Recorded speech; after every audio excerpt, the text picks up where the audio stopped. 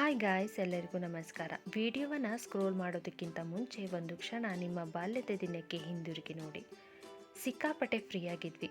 Busy ಅನ್ನೋ ವರ್ಡೇ ಗೊತ್ತಿರಲಿಲ್ಲ. Patience ಕೂಡ ತುಂಬ ಇತ್ತು. ಮೊಬೈಲ್ ಕೈಯಲ್ಲಿ ಇರಲಿಲ್ಲ. ಪಾರ್ಟಿ ಮಾಡೋಣ ಅಂತ ಅಂದರೆ ₹1 ಕೈಯಲ್ಲಿ ಕೊಡ್ತಾ ಇರಲಿಲ್ಲ.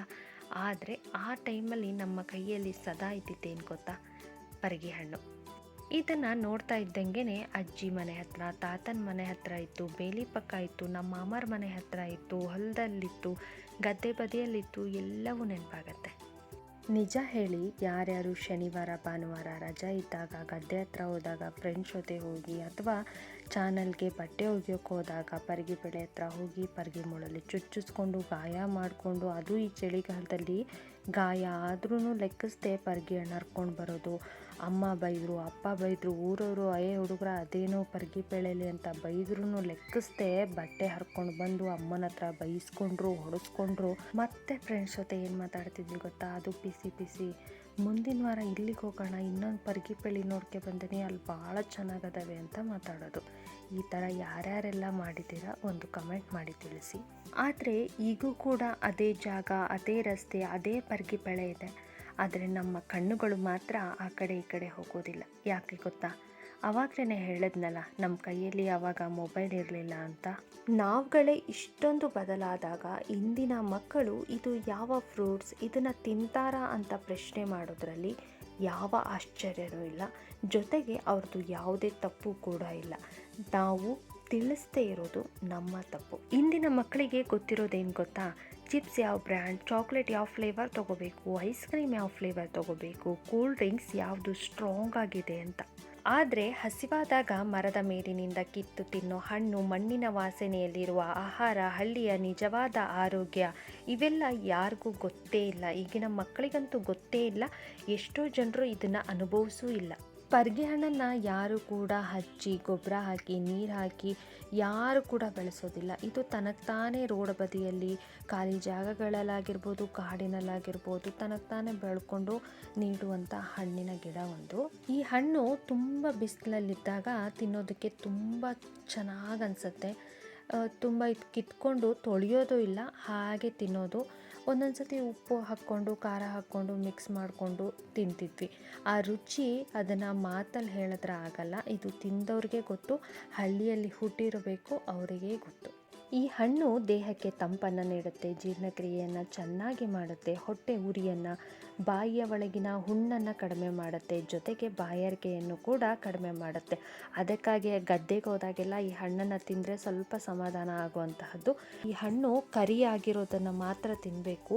ಈ ಕರಿ ಇರೋದು ಒಂದೊಂದು ದ್ವಾರಗಾಯಿ ಅಂತ ಇರ್ತೀವಿ, ಅದೊಂದು ಸ್ವಲ್ಪ ಕಪ್ ಆಗ್ತಾ ಇರುತ್ತೆ, ಅದು ದ್ವಾರಗಾಯಿ. ತುಂಬ ಎಳೆದು ಕೂಡ ಇರುತ್ತೆ. ಇದರಲ್ಲಿ ಕಪ್ಪಾಗಿರೋದನ್ನು ಮಾತ್ರ ಹರ್ಕೊಂಡು ತಿನ್ನಬೇಕು. ತುಂಬ ಚೆನ್ನಾಗಿರುತ್ತೆ. ಹುಳಿ ಸಿಹಿ ಇರುತ್ತೆ. ಸಿಕ್ಕಾಪಟ್ಟೆ ಸೂಪರಾಗಿರುತ್ತೆ. ನಾನು ಆವಾಗಲೇ ಹೇಳ್ದಂಗೆ ಇದು ತಿಂದವ್ರಿಗೆ ಇದ್ರ ರುಚಿ ಗೊತ್ತು. ಬಾಯಲ್ಲೆಲ್ಲ ನೀರು ಕೂಡ ಬಂದಿರುತ್ತೆ ತಿಂದವ್ರಿಗೆ. ಈ ಹಣ್ಣಿನ ಬೇರನ್ನು ಥೈರಾಯ್ಡ್ ಸಮಸ್ಯೆಗೆ ಯೂಸ್ ಮಾಡ್ತಾರೆ. ಆದರೆ ಈಗೇನಾಗ್ಬಿಟ್ಟಿದೆ ಗೊತ್ತಾ? ಈ ಹಣ್ಣಿನ ಜಾಗದಲ್ಲಿ ಪ್ಯಾಕೆಟ್ ಫುಡ್ಗಳಿದೆ, ಕೈಯಲ್ಲಿ ಮೊಬೈಲ್ ಇದೆ, ಕಣ್ಣಲ್ಲಿ ಕಾರ್ಟೂನ್ ಇದೆ. ಈ ಮಕ್ಕಳುಗಳು ಹಳ್ಳಿಗಳನ್ನು ನೋಡೋದು ವಿಡಿಯೋದಲ್ಲಿ ಮಾತ್ರ ಅನಿಸುತ್ತೆ. ಮಣ್ಣಲ್ಲಿ ಓಡಾಡಿ ಬೆವರಲ್ಲಿ ನಗ್ತಾ ಹಣ್ಣು ಕಿತ್ಕೊಂಡು ಆ ಸುಖ ಅವರಿಗೆ ಸಿಗೋಲ್ಲ. ಮತ್ತು ನಾನು ದೊಡ್ಡವ್ರಿಗೆ ಕೇಳ್ತೀನಿ, ಎಷ್ಟು ಜನ ನಿಮ್ಮ ಬಾಲ್ಯದಲ್ಲಿ ಈ ಹಣ್ಣನ್ನು ಬೇಲಿಯಲ್ಲಿ ಕಿತ್ಕೊಂಡು ತಿಂದಿದ್ದೀರಾ? ಗೆಳೆಯರ ಜೊತೆ ಹಂಚ್ಕೊಂಡು ದಿನಗಳು ನೆನಪೆಲ್ಲ ಆಗ್ತಾ ಇದೆಯಾ ಅಂತ ಕೇಳ್ತೀನಿ. ಇಂದು ನಿಮ್ಮ ಮಕ್ಕಳು ಆ ನೆನಪುಗಳನ್ನು ಕಾಣದೆ ದೊಡ್ಡವರಾಗ್ತಾ ಇದ್ದಾರೆ ಅಂತ ನಾನು ಅಂದ್ಕೊಂಡಿದ್ದೀನಿ. ಹೀಗಾಗಿ ಈ ವಿಡಿಯೋವನ್ನು ಕೇವಲ ಒಂದು ಹಣ್ಣಿನ ಬಗ್ಗೆ ಅಲ್ಲ, ಇದು ಮರೆತು ಹೋದ ಹಳ್ಳಿಯ ಜೀವನದ ಬಗ್ಗೆ, ನಮ್ಮ ಸಂಸ್ಕೃತಿಯ ಬಗ್ಗೆ, ನಮ್ಮ ಆರೋಗ್ಯದ ಬಗ್ಗೆ ಮತ್ತು ಮಕ್ಕಳ ಭವಿಷ್ಯದ ಬಗ್ಗೆ.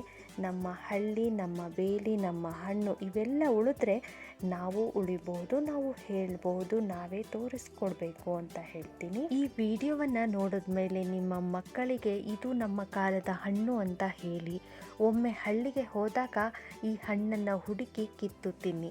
ಅದೇ ನಿಜವಾದ ಪಾಠ. ಈ ಚಳಿಗಾಲದಲ್ಲಿ ಈ ಬೇಸಿಗೆ ಬಂದ ತಕ್ಷಣ ನಮ್ಮ ಕ್ಲೈಮೇಟೇ ನಮಗೆ ಎಷ್ಟೊಂದು ನ್ಯಾಚುರಲ್ ಆಗಿ ಹಣ್ಣನ್ನು ನೀಡುತ್ತೆ. ಅದನ್ನೆಲ್ಲ ತಿನ್ನಬೇಕು, ಆ ಹೆಲ್ತನ್ನು ನಾವು ಉಳಿಸ್ಕೋಬೇಕು. ನೋಡಿ, ಇವಾಗ ಹಣ್ಣಿನ ಬೆಳೆಯೋದಕ್ಕೆ ಸ್ಟಾರ್ಟ್ ಆಗ್ತಾ ಇದೆ. ಹಾಗಾಗಿ ನೆಕ್ಸ್ಟ್ ಇನ್ನು 15 ಡೇಸಲ್ಲಿ ತುಂಬ ಈಗ ಚಿಕ್ಕ ಚಿಕ್ಕಗಿರೋದೆಲ್ಲ ಹಣ್ಣಾಗ್ಬಿಡುತ್ತೆ. ಈ ಥರ ಕಪ್ಪಗಿರೋದು ತಿನ್ನಬೇಕು. ಇದನ್ನು ಹೀಗೆ ಬಾಯಲ್ಲಿ ಹಾಕ್ಕೊಂಡ್ರೆ ಆಯಿತು. ಈ ಕರಿ ಇರೋದು ಸೀಪ್ಕೊಂಡ್ರೆ ಇಲ್ಲಿ ಬೀಜ ಎಕ್ಸ್ಟ್ರಾ ಉಳಿಯುತ್ತೆ. ಇದು ಹಣ್ಣು ನೋಡಿ, ಇದು ಬೀಜ, ಇದು ಹಣ್ಣು. ಈ ಥರ ತಿನ್ನೋದು ತುಂಬ ಚೆನ್ನಾಗಿರುತ್ತೆ. ತಿಂದವರು ಹೇಗಿರುತ್ತೆ ಅವರಿಗೆಲ್ಲ ಬಾಯಲ್ಲಿ ನೀರು ಬರ್ತಾ ಇರುತ್ತೆ. ನನಗೆ ಗೊತ್ತು, ಇಷ್ಟು ಹಣ್ಣು ಸಿಕ್ತು.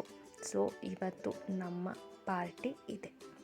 ಯಾರಿಗೆಲ್ಲ ಈ ಹಣ್ಣನ್ನು ನೋಡಿದ ತಕ್ಷಣ ಏನೇನು ನೆನಪಾಯಿತು ಅಂತ ಕಮೆಂಟ್ ಮಾಡಿ ತಿಳಿಸಿ. ಈ ಹಣ್ಣನ್ನು ನೋಡಿದ ತಕ್ಷಣ ಯಾರಿಗೆಲ್ಲ ಯಾವ ಸ್ನೇಹಿತರು ನೆನಪಾದರೂ ಅವ್ರಿಗೊಂದು ಕಾಲ್ ಮಾಡಿ ಮಾತಾಡಿಸಿ.